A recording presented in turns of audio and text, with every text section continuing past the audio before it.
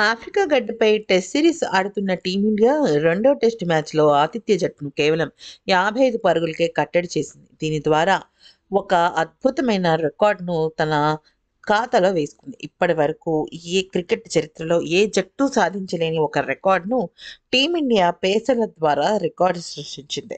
నిజానికి వన్డే ప్రపంచ కప్ 2023లో తమ బౌలింగ్ నైపుణ్యాన్ని ప్రదర్శించిన భారత బౌలర్లు టోర్నీలో దాదాపు అన్ని జట్లను అవుట్ చేయగలిగారు. అదే ఫామ్‌ను దక్షిణాఫ్రికాతో కూడా కొనసాగిస్తున్నారు. అయితే ఇక ఈ ఏ దీని ద్వారా అంటే ఈ టీమిండియా పేసర్లు ఏడాది వ్యవధిలో అరుదైన రికార్డును సృష్టించారు. ప్రస్తుత టెస్ట్ ఫార్మాట్‌లో దక్షిణాఫ్రికాను 55 పరుగులకు ఆలౌట్ చేసిన భారత్ వన్డే ఫార్మాట్‌లో లంక జట్టును కూడా 50 పరుగులకే ఆలౌట్ చేసింది. అలాగే టీ20లో న్యూజిలాండ్ జట్టును కేవలం 66 పరుగులకే కట్టడి చేయడంలో భారత బౌలర్లు సఫలమయ్యారు. దీని ద్వారా 3 రకాల క్రికెట్‌లోనూ ఒక సంవత్సరం లోపే ఇతర జట్లను అతి తక్కువ మొత్తానికి కట్టడి చేసిన ఘనతను భారత పేసర్లు సాధించారు.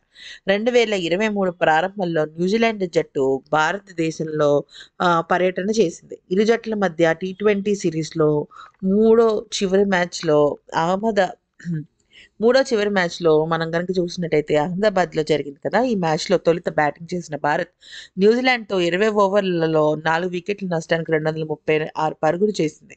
కానీ అక్కడ న్యూజిలాండ్‌ను చాలా ఘోరంగా దెబ్బతీసేసిందనమాట.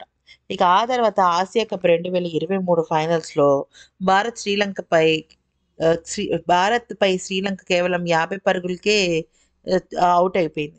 సో, ఇట్లాగా ఒక సంవత్సరం లోపే 3 ఫార్మాట్స్‌లో ఇంత తక్కువ పరుగులకి ప్రత్యర్థిని ఔట్ చేయటం, ప్రత్యర్థి అత్యంత అల్పమైన స్కోర్‌తో రికార్డ్‌ని క్రియేట్ చేయడం మన భారత జట్టుకి సాధ్యమైంది.